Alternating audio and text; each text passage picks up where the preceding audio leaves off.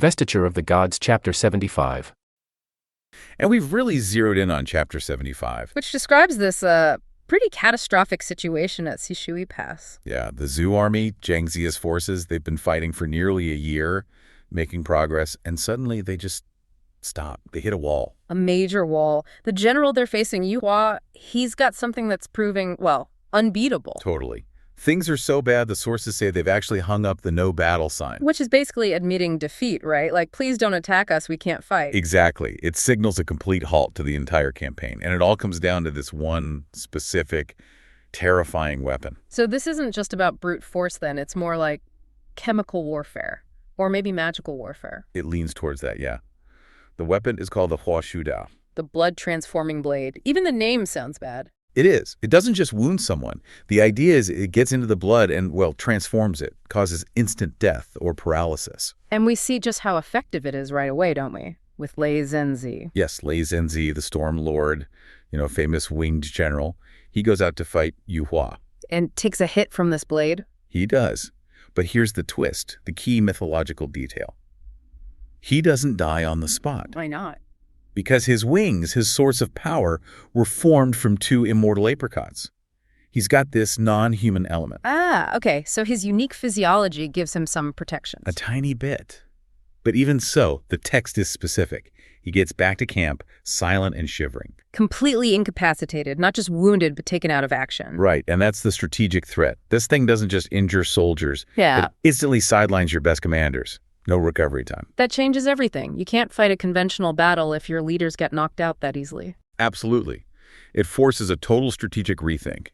The problem shifts from military tactics to intelligence gathering. You have to figure out what this thing is. So how do they pivot if fighting's off the table? Well, this is where Yang Jane comes in. He's technically a supply officer, but he's also incredibly powerful. He arrives, sees the no battle sign, and orders it taken down. Immediately signals, okay, we're back in the game. Yeah. But he knows the risk. He must know about Lei Zhenzi. He definitely knows. He's one of the top cultivators. He challenges Yu Hua himself. Right. And they fight maybe 20 rounds or so, just long enough, it seems, for Yu Hua to deploy the main weapon. The blood-transforming blade. And then Yang Jian does something. Anyway. Unexpected. Instead of trying to dodge perfectly. He uses his special technique, the 8-9 profound technique. Exactly. It's like a spiritual protection or transformation ability. He lets the blade cut him on the arm or shoulder, the text says. He lets it hit him. Why? But here's the crucial part. While his physical body takes the hit, his true spirit, his Yuan Shen, escapes the body at that instant. So he avoids death that way. Yes, but more importantly, he gets hit on purpose. Wait, why would he do that? That sounds incredibly dangerous. For the data. He needs to understand the poison. If he just dodged, he learns nothing. He needs a sample, essentially. Ah, I see. It's a calculated risk, a sacrifice to gather intelligence. Precisely. He sacrifices the physical body momentarily to get the intel needed to defeat the weapon. His true spirit escapes, bypassing death. Okay, that makes sense. Risky, but necessary. Extremely. So with his spirit safe, he uses his earth escape power, basically teleporting through the ground, and goes straight to his master, Yuding Zhenren. And what's the master's verdict? Confirmation. Yuding Zhenren says, this knife, once wounded, sees blood and instantly kills. He confirms Lei Zhenzi only survived because of the apricots. And Yang Jin survived because of his cultivation depth, allowing the spirit escape. Exactly. But then comes the really bad news. What's that? The master says he can't cure it. There's no conventional antidote, no easy magical fix. Wow. So even one of the highest immortals is stinked. That really raises the stakes. If he can't fix it, what hope is there? The hope lies in something unexpected. Not medicine, but forensics. Manufacturing intelligence. How so? Yuding Zhenren knows who made the blade. It wasn't Yu Hua. It belongs to another immortal, Yi Qishan Yu Yuan, over on Penglai Island. Okay, the original creator. And here's the absolute key detail. Yu Yuan refined 3 specific divine pills in the exact same furnace at the same time as he refined the lethal blade. Whoa. So the poison and the cure are related, like from the same batch. Exactly. Genetically linked, you could say. Mm-hmm. The master states explicitly, only those 3 pills can counteract the poison because they share its origin. Nothing else will work. That's fascinating. The solution isn't a general antidote. It's tied to the specific industrial process of making the weapon. Right. It turns the whole thing into an espionage mission. Yang Jian, still technically wounded but spiritually intact, has to go to Penglai Island. Which is described as this beautiful, mythical place. Seascapes, mountains, magical birds like the Lin Feng and Luan. But it's incredibly dangerous because Yu Yuan, the weaponsmith, is there. Precisely. So Yang Jin can't just storm the place. He needs subterfuge. So he uses the 8-9 profound technique again? Yes, but this time for disguise. He transforms himself into a perfect duplicate of Yu Hua, the enemy general. Wow. He impersonates the guy whose weapon nearly killed him. Exactly. He goes to Penglai, finds Yu Yuan, and tells this incredible lie. What does he say? Disguised as Yu Hua, he claims that Yang Jin, the real Yang Jin, somehow managed to turn the blood-transforming blade back on him on Yu Hua, wounding his arm. That's brilliant. He's playing on Yu Yuan's pride. Totally. He makes Yuan think his own disciple got wounded by the very weapon he created, implying the enemy might have found a way to counter it. So Yuan would panic, thinking his weapon isn't foolproof. Exactly. And in that moment of shock and concern for his disciple, Yuan says something like, "Oh, well, I have these 3 pills here from the same furnace. They're useless to me. You take them, they'll cure you." Unbelievable. The creator just hands over the only antidote. Because of a perfectly crafted deception, Yang Jin gets the pills. But Yuan's an immortal. He must figure it out eventually. Oh, quickly. As soon as Yu Hua leaves, Yuan starts thinking, calculating, wait a minute, how could Yang Jin possibly... Deception unravels. Right. He realizes, good Yang Jin, you scoundrel. And the chase is on. So here comes after him. Immediately. Mounts his golden-eyed camel, a powerful beast, and pursues Yang Jin, who's trying to escape with the pills. It's high-stakes pursuit. Yang Jin can't possibly fight Yu Yuan directly, can he? Especially not while trying to get away. No way. He needs a diversion, a delaying tactic, so he uses his secret weapon. The howling celestial dog. That's the one. He sets an ambush. Yeah. As Yuan closes in, the dog attacks. Does it seriously injure Yuan? Not critically, but tactically. The text says the dog bites Yuan on the neck and tears off half of his big red robe, his crane robe. Ouch. More embarrassing than lethal, maybe. Exactly. It's an insult, a shock. Yeah. It catches Yu Yuan completely off guard, forces him to pause, regroup, buys Yang Jin just enough time. Brilliant tactical use of a dog. A celestial dog, mind you. Oh. But yes, it works. Yang Jin makes it back to the zoo camp with the 3 pills. And the effect is immediate. Instantaneous. They give the first pill to Lei Zhenzi. The shivering stops, he's fully recovered and filled with, well, understandable rage. Ready for payback. Absolutely. But the pills have a wider impact, too. Oh.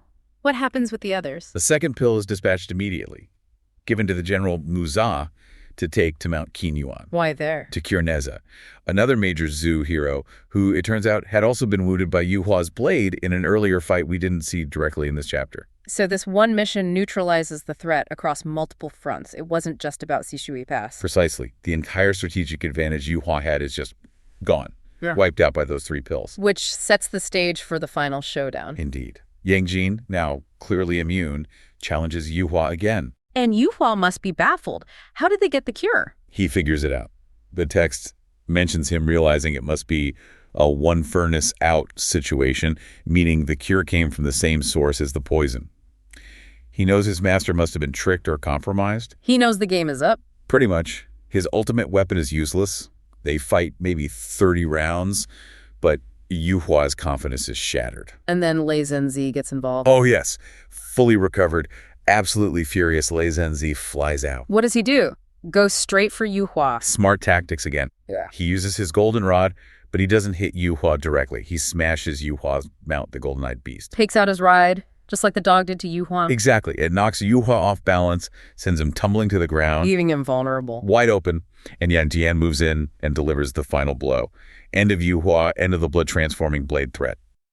So Yu Yuan arrives. An immortal from Penglai Island. And the text, I mean, it spares no detail in making him seem utterly monstrous. Right. That description is key, I think, for setting his intimidating power level. His face is like blue indigo. Yeah, vivid red hair, visible tusks. Liao Ya, is that right? Liao Ya, exactly. And he stands nearly 2 zang tall. Which is massive, like maybe 20 feet tall. Easily. Yeah. He's a huge, frightening figure, piercing eyes.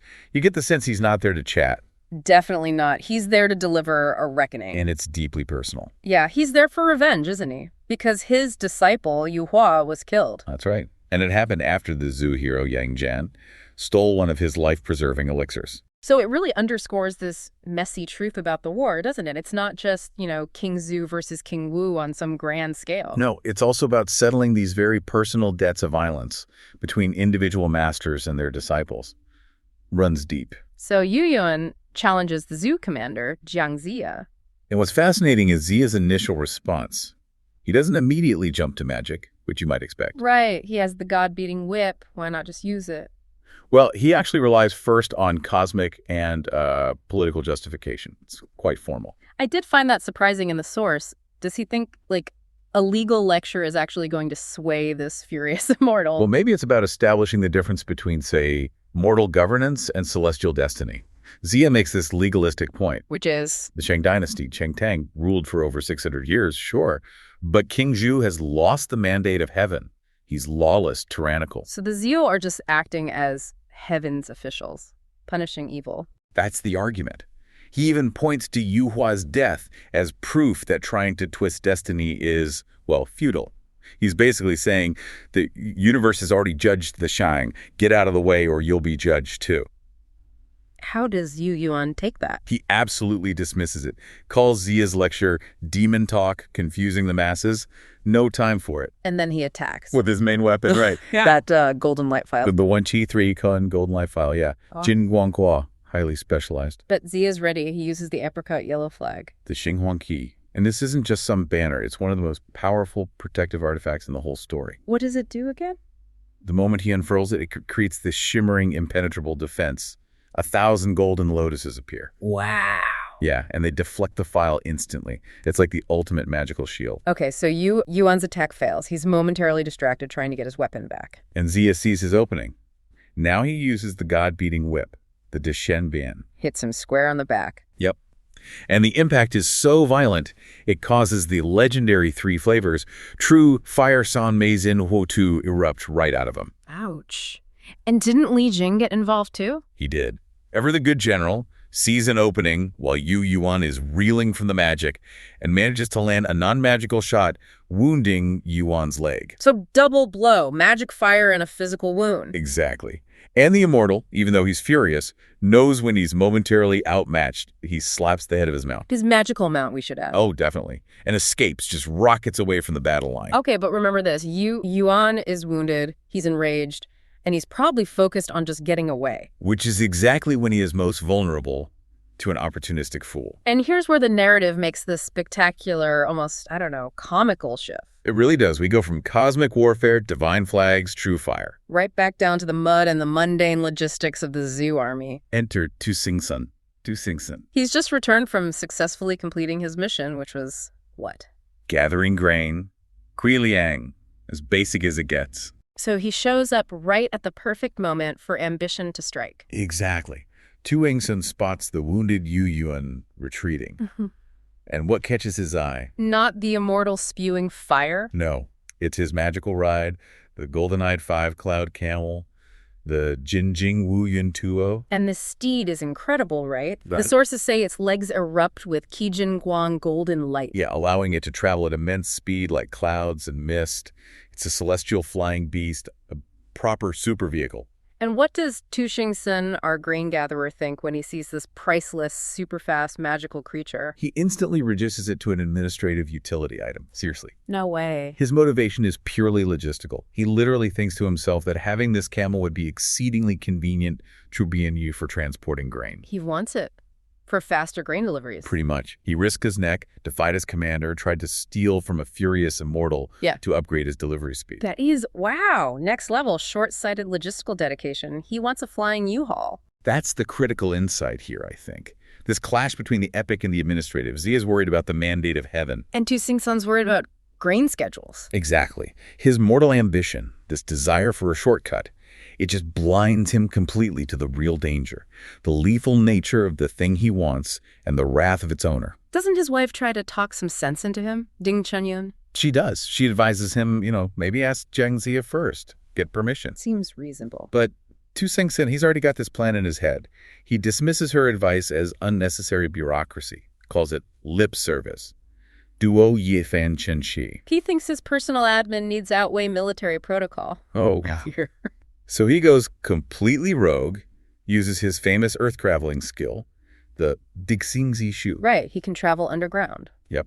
Sneaks beneath the earth, tunnels right into Sishu Pass, finds Yu Yuan sitting alone, seemingly meditating in the governor's residence. And this is where we see that huge difference in, foresight between a mortal and an immortal. Tuxingsun thinks he's got the drop on him. He could not be more wrong.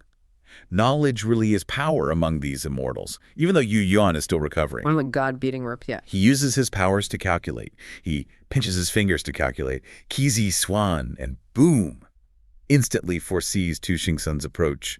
Knows he's coming for the camel. So the whole thing becomes a trap. A calculated trap. And the deception Yu Yuan pulls off is brilliant. He sends his yang, spirit yang, Shen Chu Kao, his spiritual essence, out of his body. Leaving behind just the physical form. Exactly. A husk.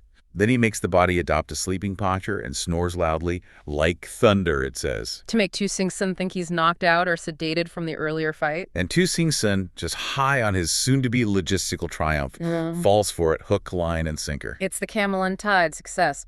But then he commits the ultimate act of foolishness and military insubordination, really. He thinks he needs to neutralize the threat entirely. No, he doesn't. He does. He decides to assassinate the sleeping figure, uses his iron rod bin tie gun, and whacks the sleeping Yo-Yun twice on the air. Does the fire erupt again? It does. The Three Flavors fire bursts out again, but because it's just the body without the Yang spirit, Yu Yuan doesn't stir. So Tuxingsun thinks he killed him and jumps on his prize camel. And the trap snaps shut. He learns the hard way. Celestial steeds aren't just regular camels. What happens? The magical beast refuses to leave the pass. It won't budge beyond the boundary. And as Tuxingsun is struggling, trying to dismount, the real Yuan reappears. Instantly grabs him right by the hair and lifts him straight into the air. Why by the hair? Why lift him up? Because Tuxingsun's power, his earth-traveling skill, is tied to the earth. By holding him off the ground, Yu Yuan completely neutralizes his escape route. Smart move. So Tuxingsun is caught. Right. Red-handed or hair-handed. And Yu Yuan is not exactly subtle about his punishment plans. It fits with that cruel description we got earlier. What does he do? Immediately orders Commander Han Rong to get his magical artifact, the wish-fulfilling heaven and earth bag, the Rui Qiankun Dai. Right. And the plan is? Burn the thief alive. Inside the bag. Yikes. So they put Tuxingsun in the bags, pile wood around it, set it on fire. Exactly. He's screaming in the flames. It really seems like this is the end of his short, very ambitious career. But this is Feng Shinyani. It's never that simple, is it? Never. This is where the whole predetermined nature of the war just reasserts itself. Overrides Yuan's pretty successful trap, actually. How? What happens? Just as Tuxingsun's life is about to fizzle out, destiny intervenes.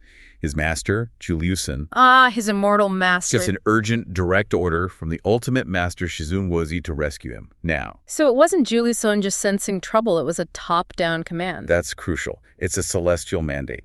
Save this specific, flawed individual.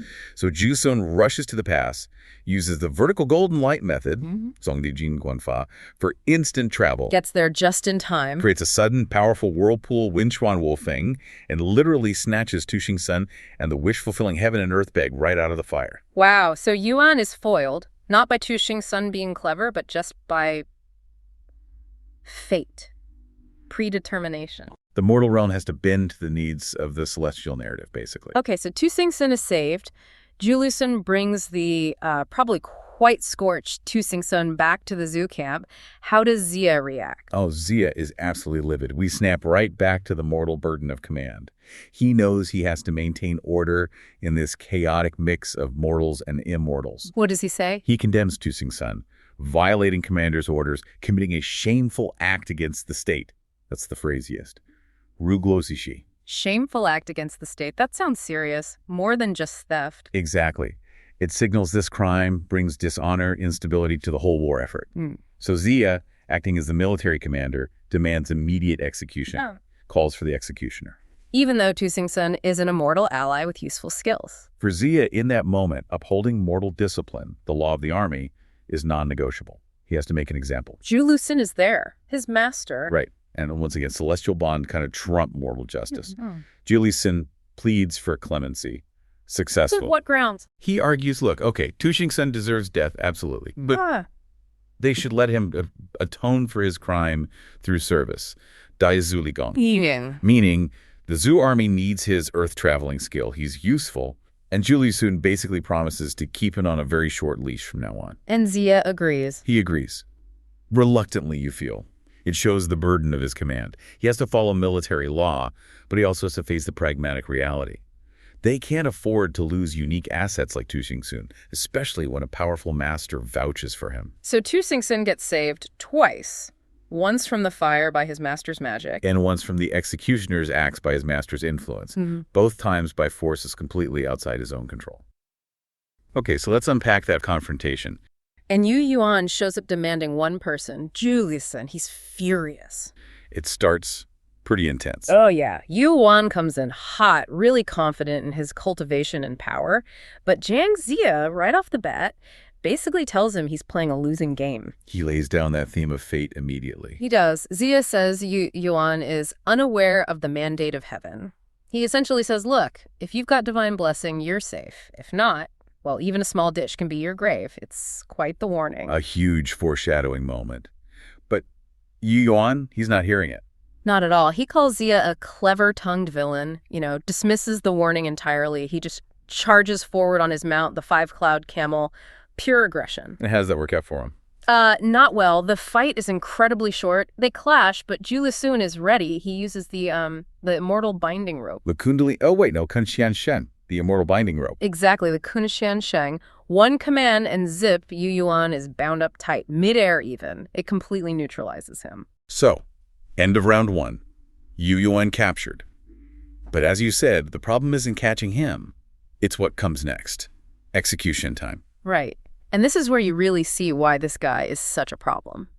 Zia orders Li Jing to execute him. Standard procedure, powerful sword. Yeah. Clang. The sword hits Yu Yuan, and the sword gets damaged. It chips off by 2 inches. The text says, "Hey, Yuan." Totally fine. Wow.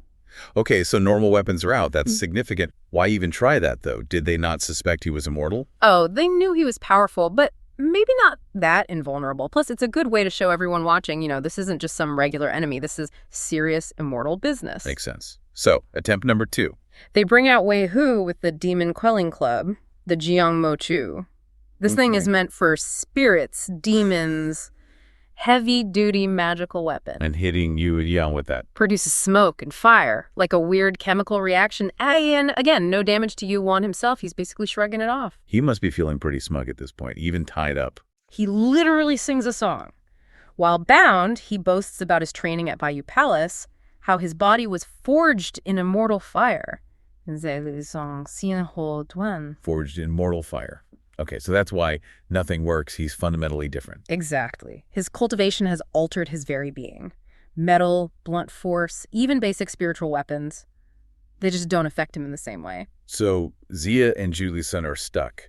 Can't kill him. What do? They come up with what seems like a practical solution. Put him in an iron cabinet and sink him in the North Sea. Get rid of the later trouble, Huan, as they say. Out of sight, out of mind.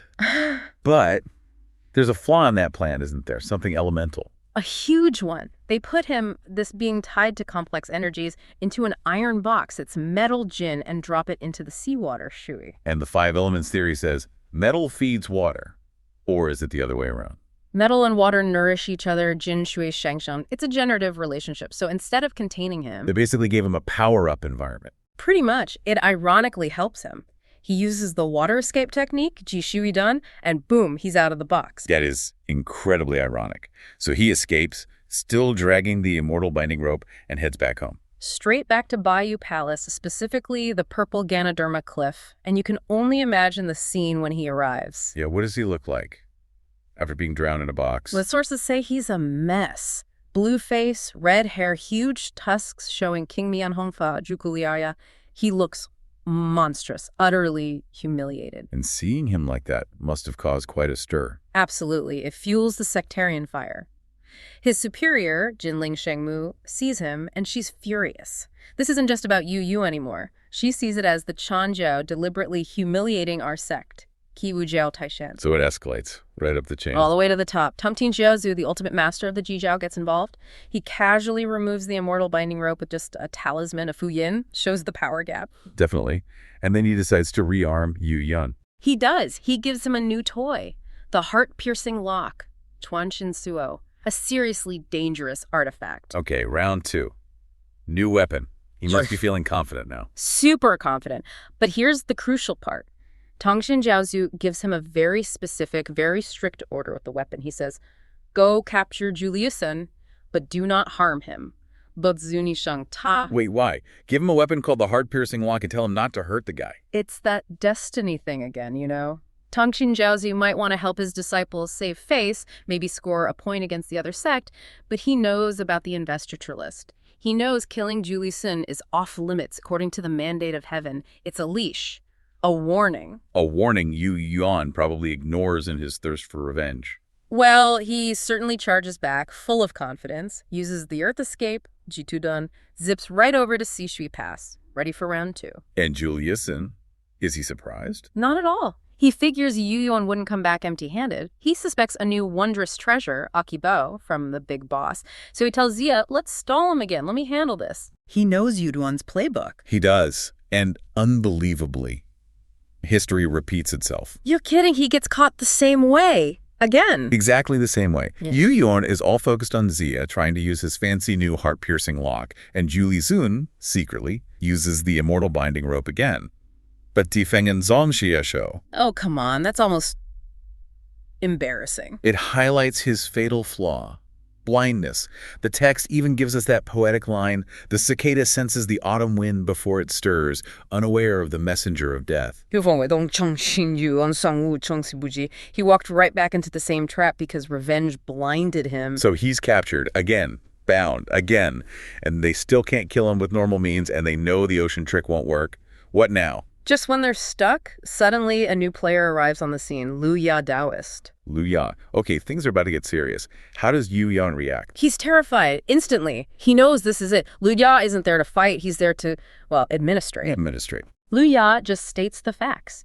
Yu Yuan is on the investiture of the gods list. Fengshen Bang Shang Jiren. His death isn't really about the battle anymore. It's cosmic paperwork. It's preordained. His number is up. Exactly. All his power, his immortal body, his sect backing, none of it matters against the list. So how does Lu Ya actually do it? This is the execution method that finally works, right? The cheat code artifact. It's very ritualistic, very strange. Lu Ya burns incense, performs worship. Then he pulls out this gourd, a hulu. Okay. From the gourd comes this thin white light, like a thread. And at the top of the light, a tiny thing appears. Maybe 7.5 inches long, with eyes and wings. Eyes and wings? What is that? That's the flying dagger, and Lu Ya just needs to give the command. Bitches. Treasure, please turn around. Obey King Xuan Shin. Damn. The little winged thing spins once, and Yu Yuan's head just falls off instantly. No sound, no struggle, gone. His spirit goes straight to the investiture platform, the Fengshen Tai. Wow. Just wow. That fire-forged body, useless against that. Completely bypassed. It shows the difference between physical or even standard magical invulnerability and, well, destiny enforced by a specialized divine tool. The definitive end to his quest for vengeance. But Lu Ya shows some respect afterwards. He does. He orders Yu Yuan's body be buried respectfully, Young Tu Yanmai. He was on the list, fated to die, but still recognized as an immortal being who fulfilled his role, albeit unwillingly. Okay, so the immortal threat is neutralized. What about the mortals holding the pass? How does this ripple down? It's the final straw for them. Commander Han Rong, the guy in charge of Sishui Pass, hears about Yi Yun's execution, this bizarre, effortless beheading of an unkillable immortal. He must realize the game is up. Totally. He gathers his generals and basically says, look, these Zhu people aren't just soldiers, they're moral and mystical arts experts. Dao de Shuneng Zi Shi. We cannot win this. That's a tough realization for a loyal commander. He's loyal to Shang, right? Deeply loyal. Cheng Tong Zi Jue. But he's also pragmatic. Staying means death or capture. It's pointless resistance. So what's the strategy? Surrender. Not quite surrender, more like strategic disappearance. General Xu Zong gives the advice. Leave the official seals, the yin shou, leave the records. Bow towards the capital charge one last time, and then just melt away into the mountains. Yinji Shunlin, preserve life and maybe some honor by avoiding a futile last stand. Exactly. It's a very human, very practical decision in the face of overwhelming divine power. And there's that poignant detail about his family. Yeah, while the household staff are scrambling, packing valuables, gold, silks, his two sons rush out from the backyard. What are they doing? They were secretly trying to set up some kind of last-ditch defense, some clever trap or ambush with mortal means. Their desperate plan gets completely bulldozed by the reality of the retreat.